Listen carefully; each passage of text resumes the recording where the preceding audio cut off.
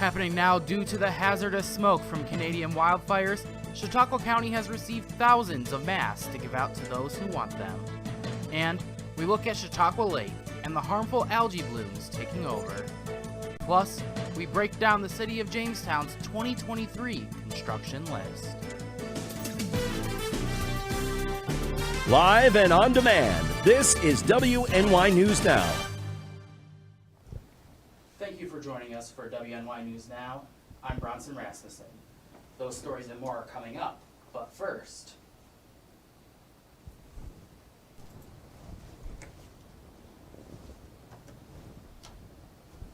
It seems like we are experiencing some technical difficulties at the moment. If you give us just 1 second.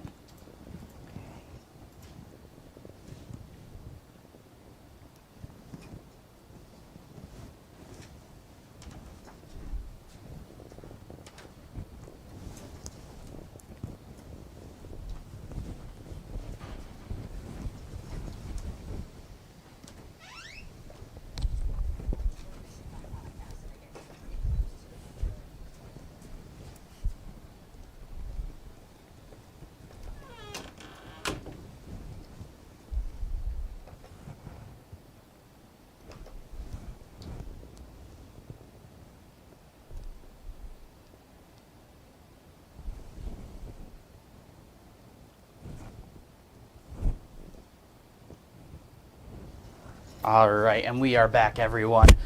Chautauqua County has recently received approximately 10,000 KN95 masks from New York State Thursday to help combat hazardous smoke in our region. Now, all of this is in response to the air quality index hitting a point that Western New York hasn't seen in many years. Health officials in Chautauqua County have issued a strong recommendation to either cancel or postpone outdoor activities. The health department also recommends staying indoors as much as possible. And if you need to go outside, to wear the appropriate face coverings. I would personally recommend, if folks have to go out during times where there is a light smell of smoke or the air quality index levels are greater than 150, if those folks have to go to the grocery store or to an appointment, that perhaps they consider the use of a KN95 or N95 mask.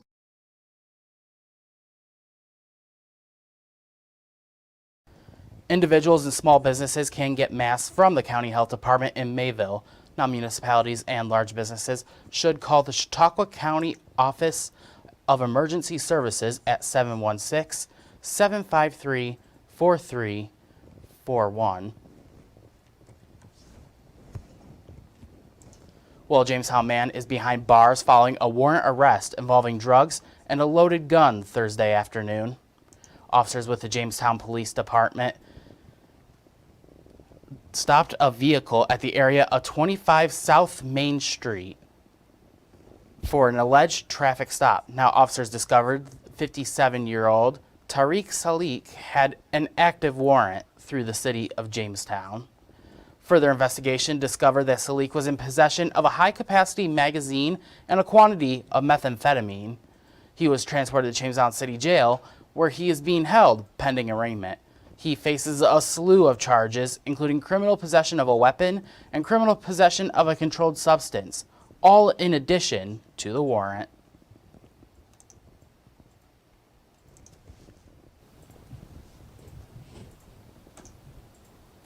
Well, with temperatures heating up, going from Chautauqua Lake for a quick dip to cool down and enjoy the waves sounds quite appealing. However, not everyone is aware of the dangers lurking within the water. Our Alyssa Wright joins us live in the studio today with more. Alyssa? Bronson, there is a toxic organism commonly known as the blue-green algae that can pose hazardous threats to humans and animals alike. Luckily, Jessica Worsley, the Director of Environmental Health in our county, has tips on how to identify these algae blooms and keep yourself safe. Blue-green algae is the common name of a species that science recognizes as cyanobacteria. So it's an organism that lives in the lake.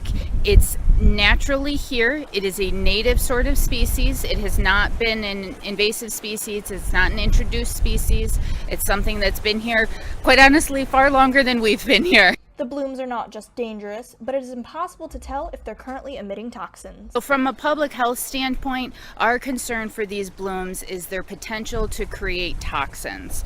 And the problem is that when the blooms exist, if they are creating toxins, there's not a visual cue for us to recognize if something is creating toxins or not. Even though the name alludes to the bloom's color, they're not always blue-green. The coloration can really be very different. It can be that sort of iridescent-y blue-green in a like spilled paint on the surface of the water. It can also just be a thick green throughout the entire water column. Depending on the health of the particular bloom, as they start to die, sometimes they can have white chunks in them. The best thing to do if you spot an algae bloom is to avoid it. We treat all blooms as they have the potential to create toxins and may be creating toxins. So we encourage people to stay out of the water if there's blooms, to avoid areas if there are blooms, and also to make sure you're keeping your pets out of the water if there are blooms. If you notice a suspicious bloom, the health department encourages you to take a picture and submit a report to the website bluegreenalgae@health.ny.gov and contact your health care provider if you're experiencing symptoms that might be related to this algae. Live in studio, Alyssa Wright, WNY News Now. All right, Alyssa, thank you very much. While social media, it can be a powerful tool when used correctly. However, that's not always the case. The younger generation now, a local high school student, is showing his peers that great things can be accomplished through using platforms responsibly. Jonas Giesing is a junior at Southwestern High School who has teamed up with Patrick Smeralda of Collaborative Children's Solutions to help promote the Gus Macker basketball tournament on social media. The young promoter understands the importance of utilizing different networking websites to help promote events, bring awareness to local issues, and simply showcase community pride. I'd hope that they'd see, hey, we can use social media for good. We can use it to help promote our community and encourage people to do things. So I really hope they do see it and they do take advantage of that. I mean, honestly, you can do whatever you want as long as it's just going to be good. But I mean, I hope that they realize, hey, we can do things in our community too, and we can, if we can do it and make our community better. Now he hopes that his fellow students will see what can be done using the power of social media and follow in the footsteps, using sites like Facebook and Snapchat for good causes, and to encourage others to do the same. While the city of Jamestown has released their 2023 construction season schedule, showcasing a staggering amount of projects. Similar to last year, a slew of federal funding has been given to the Pearl City to improvise the city's aging streets. More projects may be added to the list as construction sites are completed early and as more funding becomes available. Public Works Chair Randy DeVersa blames the good summer weather for the amount of work the city can get done. Well, last year was the biggest road construction in the city of Jamestown that we've had in a long, long time, and due to the funds that were available through CHIPS and state and federal funds.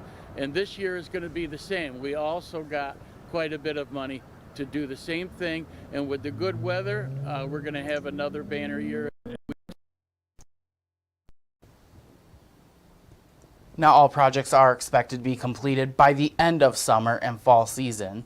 Timeframes may change, however, depending on a multitude of reasons, from weather, material prices, and contractor availability. Now more information and a detailed map can be found on our webpage at WNYNewsNow.com. While switching gears a little bit, we'll get a check of our first weather forecast with Chief Forecaster Andrew Stevenson, 1 second. who has just walked away from us. That's not the graphics. 1 second here. Technical difficulties. All right. Here we go. Now we got the Here graphics. we are. Now we got the graphics All up. right, Andrew. Forgot the starter before I came on the green screen. Anyways, we have one more day of hopefully the air quality alert, or one more day of the smoke across the region. As a result, we have an air quality alert in place for most of the region for western New York. Now, the smoke is not as bad as it has been the past few days. We had a wind shift take place, and that's kind of directing most of the smoke farther off to our east, or farther off to our west, I should say. So that's helped keeping the pollutants down, and we're going to have some rain in the forecast too, and that will also help direct some of the smoke the other way. Here's first defense Doppler radar. I don't remember the last time I even used this, but I'm using it today because yes, we do have some rain showers moving through the region. Now these rain showers are rather scattered and isolated, and they're not very heavy, but we do have some rain moving through the region. Just going to be scattered through the afternoon today. We have better chances for rain heading into next week. The almanac for today, we made it to a high of 60 degrees yesterday, and our low for today was 45. Record high of 93 set back in 1933, and a record low of 30 set back in 1983. So here's your first defense weather forecast for the rest of the afternoon out there. Partly to mostly cloudy skies, a few afternoon scattered showers possible with a northwest wind of 5 to 10 miles per hour. Highs today will range in the low to mid 60s. I'll talk about how much rain is on the way coming up in the full forecast in just a few minutes. All right, Andrew, we'll see you then. As WNY News Now continues, former President Donald Trump has been indicted on federal charges. We have the latest next. And later, researchers are vying to find more answers on COVID in sewage, of all things. Stay with us, as WNY News Now will be right back.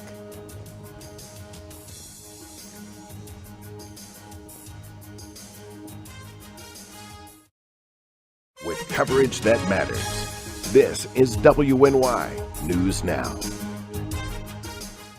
Hi, I'm Dave Manella, Chairman of the Italian-American Charity Golf Association, and it is our goal to help in the fight against cancer-related care. We have held our annual charity fundraiser for over 52 years and raised over $1.6 million for the healthcare facilities throughout our community.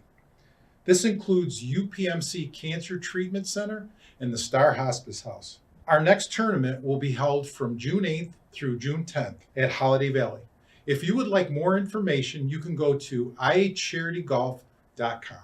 EagleZip.com is your local one-stop shop for all of your home and business computer needs. Located on Fluvan Avenue Extension, just outside of Jamestown, EagleZip.com sells and services all brands of desktops and laptops, as well as servers and network equipment for your business. All new computer sales include transferring your data from your old computer, plus a 2-year warranty. Call EagleZip.com today. Stop by EagleZip.com today and let us make computers easy for you.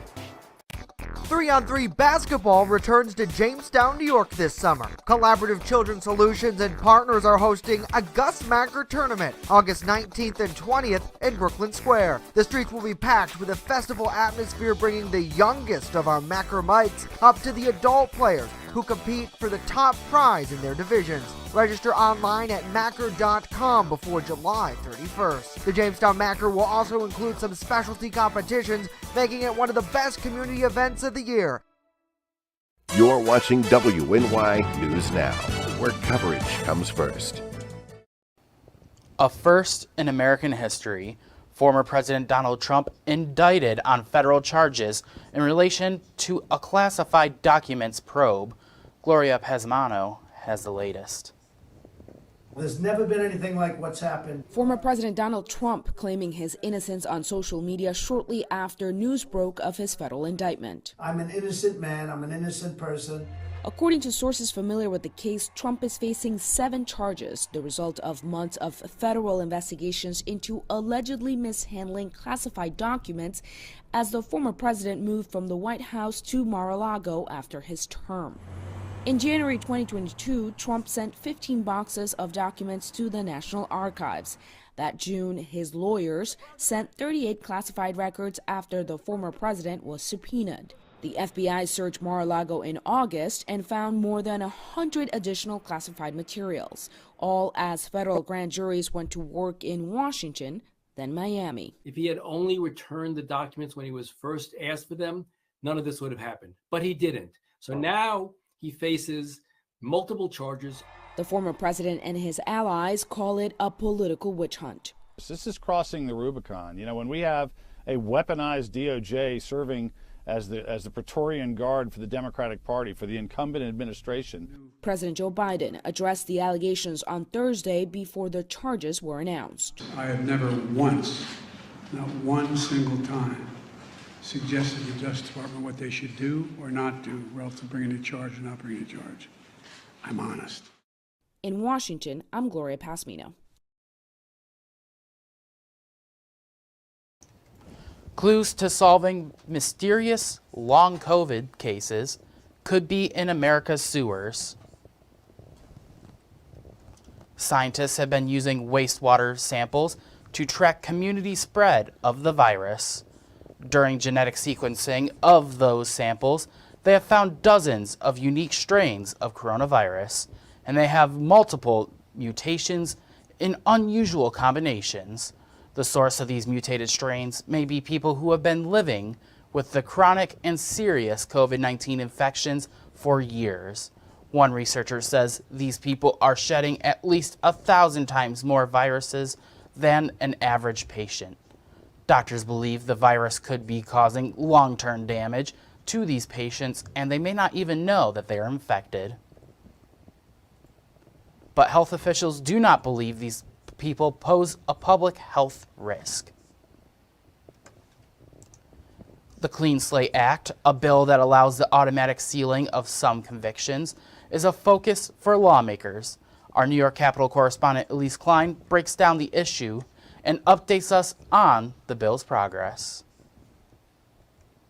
Some advocates and lawmakers have been pushing for the Clean Slate Act for several years. As session comes to a close, they could see this bill finally pass. It gives people the opportunity to get back into the workforce, access the economic mobility, to have access to things like housing and other social services that typically employers and providers will deny if they see a misdemeanor arrest or a felony conviction. For some advocates, this bill is personal. My records will be sealed immediately because I have had these charges so many years ago. It will be such a weight lifted off of my chest. The bill would provide for the automatic sealing of certain convictions after a certain passage of time. The bill excludes people with most Class A felonies. The governor says she would like to see this legislation pass before the end of session. I do want to get a version of Clean Slate that actually deals with the efforts to make sure that people have a second chance. I think that's going to help with recidivism. I think it's important for employers who are experiencing severe shortage of workers. Lawmakers have opposing views on a clean slate. Some Republican lawmakers feel this legislation is irresponsible and dangerous. When are we finally going to hold criminals accountable for their actions? Some Democratic lawmakers feel this legislation is important criminal justice reform. If you paid your debt to society and you have proven that you are, doing fine, you should not have something hanging over you for a lifetime. In Albany, Elise Klein, WNY News Now. The air quality in D.C. has quickly become worse since yesterday. Health officials in our nation's capital says that conditions are moving from very unhealthy to hazardous. Now these videos here show just how much smoke is in the area, impacting visibility to things that normally stick out, like the Washington Monument. Local officials say that D.C. is now code purple, which is far worse than yesterday's code red. Code purple means the air quality is in very unhealthy conditions for the entire public, not just those with. EPA sent us an email saying that they estimate more than 100 million people in the Northeast are affected by air quality alerts. Senate Majority Leader Chuck Schumer took to the Senate floor, saying the best way to ensure that upstate New York does not suffer another wave of wildfire air pollution from the Canadian wildfires is to contain them as soon as possible. So he's calling on the feds to double Forest Service officers to be deployed to Canada. From Bayside to Brooklyn, from Buffalo to Binghamton, my home state looked like the scene of a scary movie. Across the Northeast, schools canceled outdoor activities and after-school programs. The Yankees, the Phillies, the New York Liberty all postponed their games. The best way to ensure the U.S. does not suffer another wave of wildfire air pollution is to contain these fires up in Canada as soon as possible.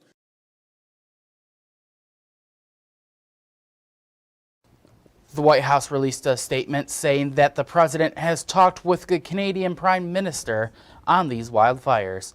The White House says the U.S. has deployed more than 600 firefighters and support personnel to Canada to fight these fires. Well, it's time to make some popcorn because the second Friday in June is National Movie Night. Celebrating can be as simple as streaming a film at home, but National Day Calendar has some ideas to get creative. It suggests a movie snack buffet, a movie night gathering in the red carpet attire, or review writing challenge. Other ideas are to hit a drive-in or project a blockbuster on a street in the backyard. Well, coming up, we meet this week's furry friend, and later, Hawaii Volcano is active. We look into the spectacle created.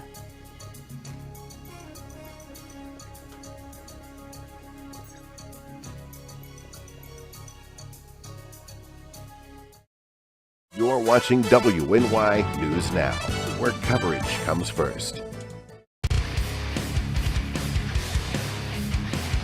On this episode of Lead and Lures, pro staffer and lethal lady Caitlin Armstrong takes out her big Ohio buck. Months of hard work, dedication, and scouting have led her to this moment. You're not going to want to miss this episode of Lead and Lures on Channel 716 Roku TV.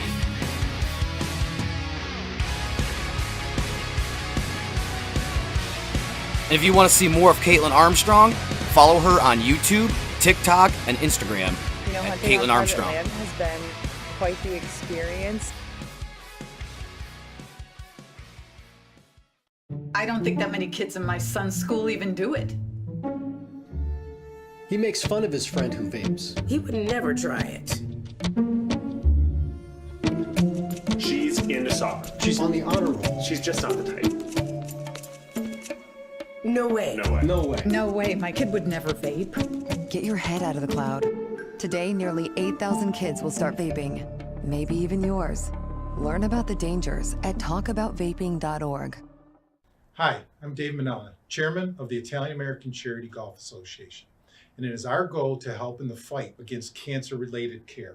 We have held our annual charity fundraiser for over 52 years and raised over $1.6 million for the healthcare facilities throughout our community.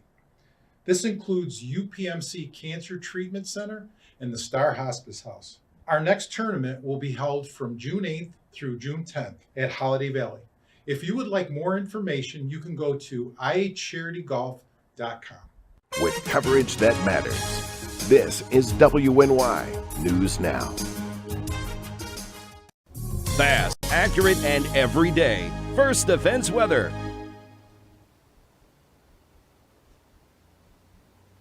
Welcome back to WNY News Now. Let's take a look at some of the current conditions around the region. Currently in downtown Jamestown is mostly cloudy skies. The current temperature to Jamestown Airport as of the noon hour, 58 degrees with a north wind of 12 miles per hour. Here's what's happening across the northeast right now. That low pressure system that's pretty much been sitting across the Gulf of Maine is still there, but today it's kind of filtering some light rain showers back across the region.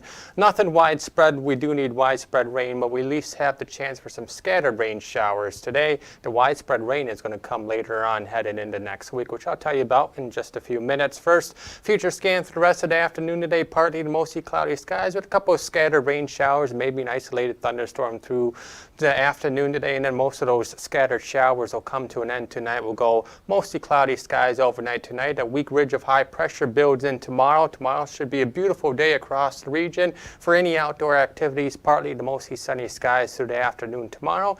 Then we'll go partly to mainly clear skies overnight Saturday and into Sunday. Now Sunday, most of the day will be dry, but there will be more clouds to contend with on Sunday. That's out ahead of our next storm system that's going to bring some widespread rain into the region late Sunday, heading into next Monday and Tuesday. In terms of how much rain we're going to get from this system, it's actually looking pretty good. We need widespread rain, and it looks like we're finally going to get some. We're looking at from maybe a half an inch upwards of 3/4 of an inch, maybe upwards of an inch or a little more if there's any embedded thunderstorms with this widespread rain. But we are in drought, and we are in a drought, so this rain that we're getting will be much needed, and this rain will come late Sunday into early next week.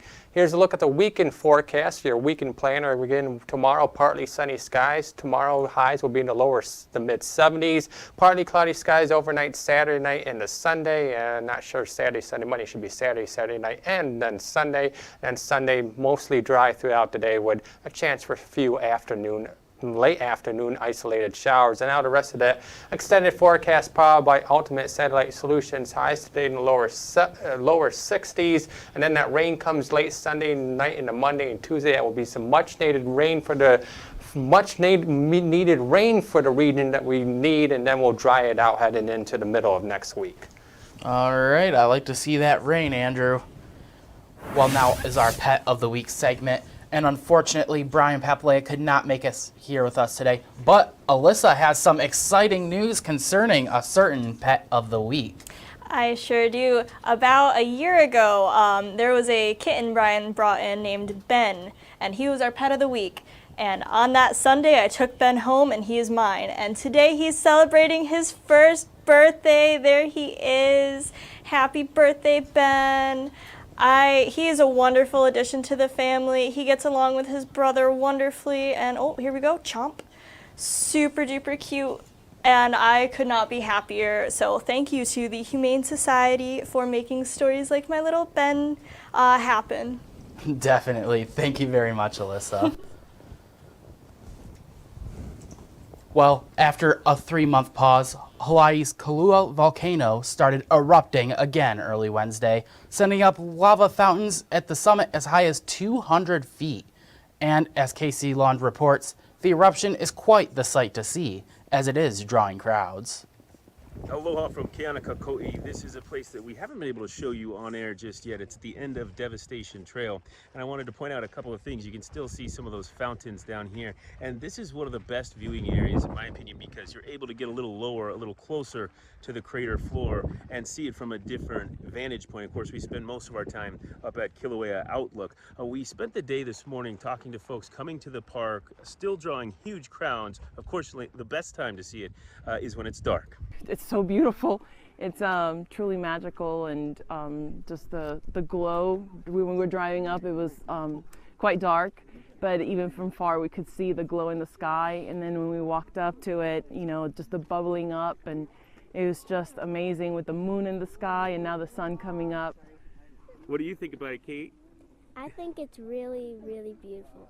There was also this really, really cool image that we were able to capture, and this first appeared yesterday afternoon, but we showed it off on sunrise. It's a lava fountain that's coming out of the crater wall, and that gives you an idea of just how much pressure was building up here at Halemaumau before that eruption started yesterday morning. I talked to USGS scientists who say that gives them a really good picture about how that magma is moving beneath the rock. And so what we're seeing coming out of the floor there, imagine a magma body that's shaped like this, a big tabular body. It's coming up from underneath and side to side. It erupts through the surface, and that's often why we see lava erupt in fissures, like we've seen elsewhere in Kilauea, Mauna Loa. And what we're seeing is the edge of that dike coming out the crater. It's a window showing us how the magma moves inside the volcano. These are the sights and sounds that draw people to this special place, but the National Park Service says not everybody is following the rules. As beautiful as this is right now, this is still a hazardous landscape. Officials say right now there's no threat of significant volcanic ash emission outside the hazardous closed area within the Hawaii Volcanoes National Park. And I think it would be really cool to go down there and see the volcanoes, but everyone else here in the newsroom seems to not agree with me. But that's all the time that we have for today. We'll leave you with this live look over Randolph. We'll see you next time.